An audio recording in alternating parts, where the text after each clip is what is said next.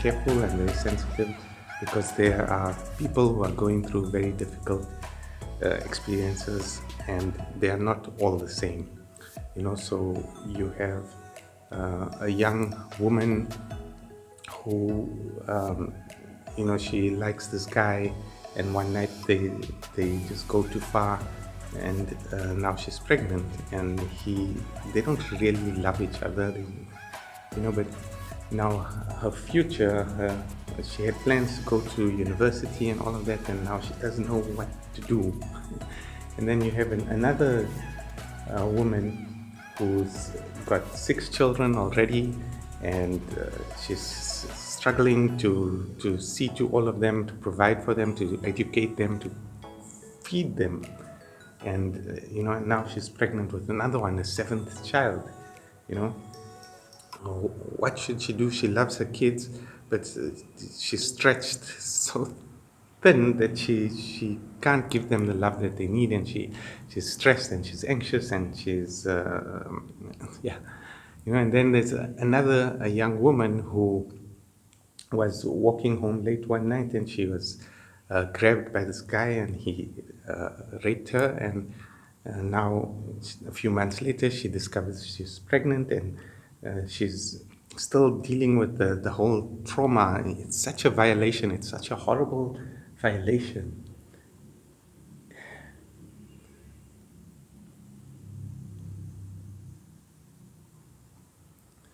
And she's deeply wounded and damaged. And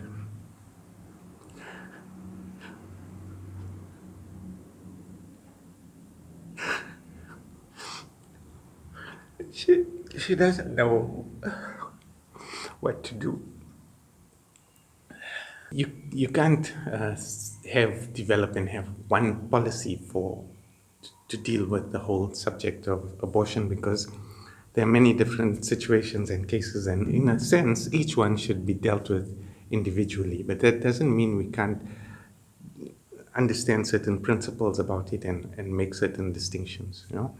It's a woman's body and life, but also there's always a man involved, and sometimes it's a loving father, sometimes it's a careless boyfriend, sometimes it's a vicious, cruel predator.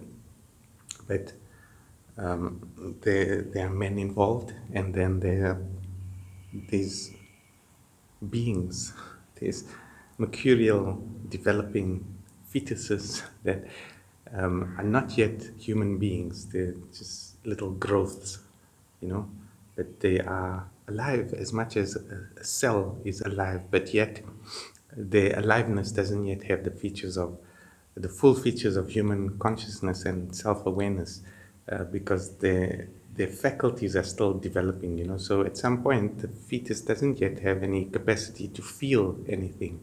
They don't have any receptors, any pain receptors or sense receptors or anything.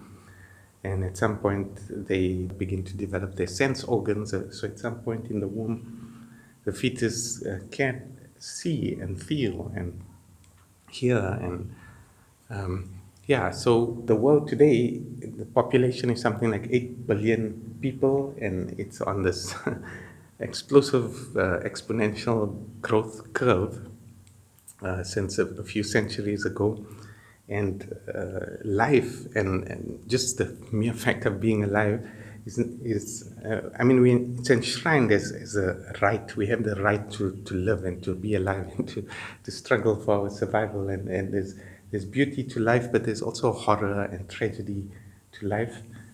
But when we think of quality of life, so that mother who's bringing now a 7th child into the world, and that child is going to struggle and is going to, it's different in different situations. One mother with 6 children and brings in a 7th, and she might be able to shower this child with a lot of love and affection, but another may neglect, may even abuse the child. Again, you can't just draw conclusions or generalize and put people into boxes based on the situation. So each category of situation are also unique. But um, you have to think about quality of life, but there's another side to quality of life, you know. So if you say, okay, this child deserves to live and should live, and all children deserve to live and should live, and so you keep bringing them into the world and they end up on the streets, and this child has a terrible, difficult life, lonely and, abusing drugs and getting abused, then that's not any kind of a life for a child. But then on the other hand, you might say that, okay, this child lives like that and grows up like that, and then they heal and they transform and they pick themselves up, and then they become a change agent. They help other children, and you never know that this child that you decided to abort might actually become one of the great geniuses or healers or what have you.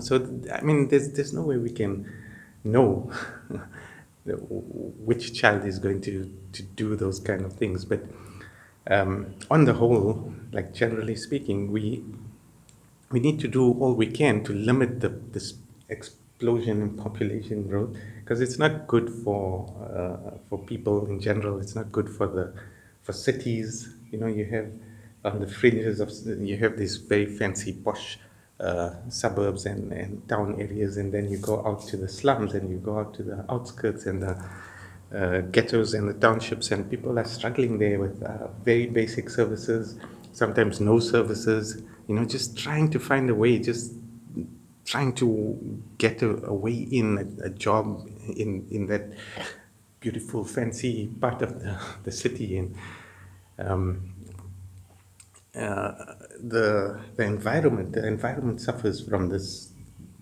degradation of human quality of life, because we consume and we cut and we chop and we kill and we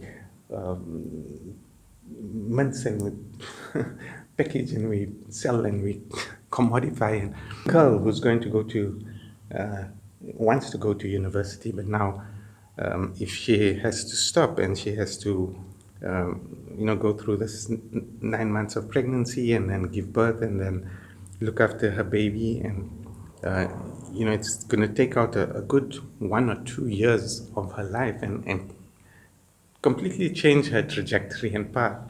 And in one case, it might be good for her, or I mean, she might develop this bond with her child and have this loving relationship that uh, at a young age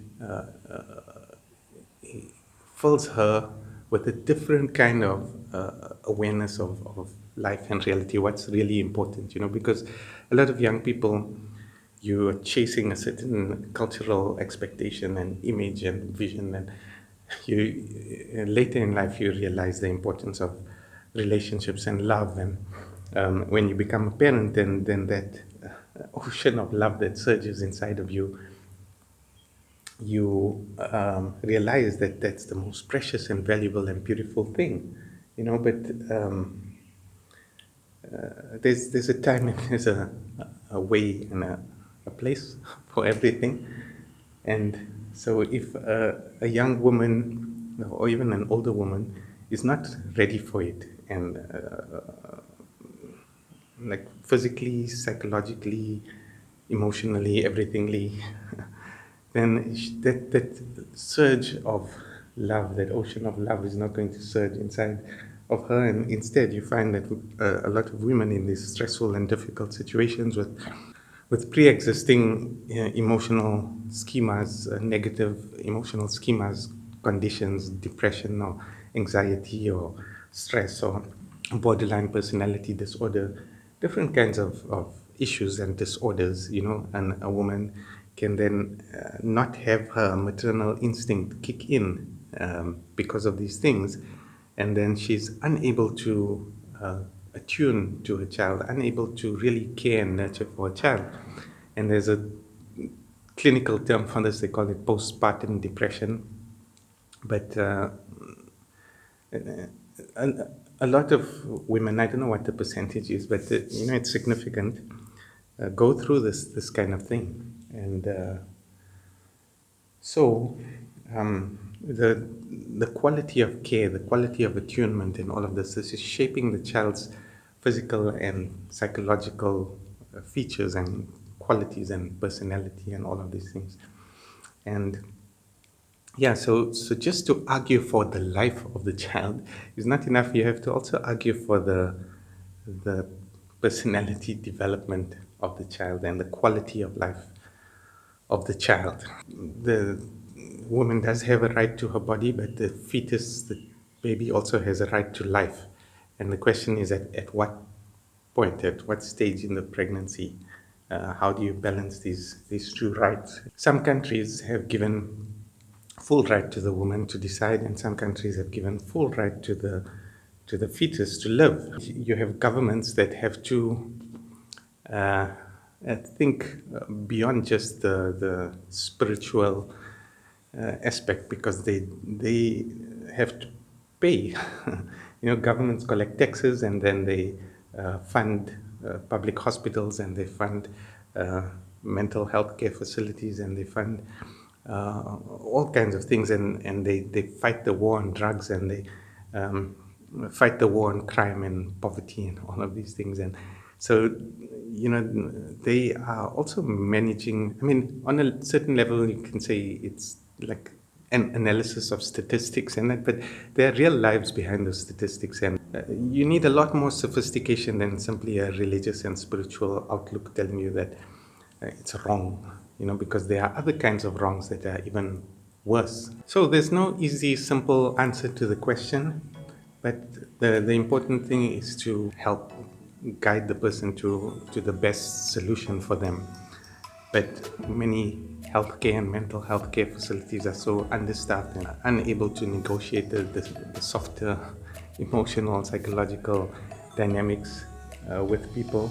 She could go on to university and she could do something really interesting with her life, and then meet someone that she really loves, and they get married, and they settle down together, and they have a home, and then they decide together, okay, now it's time, I think we should have a baby. And then they try and they plan, and they get pregnant, and then they're so excited, and then they prepare themselves, and then the baby is born into this loving family, and nurtured and cared for and given the right stimulus and education, and this child's personality develops into a beautiful masterpiece. You really don't know what the future holds. So let me leave it at that.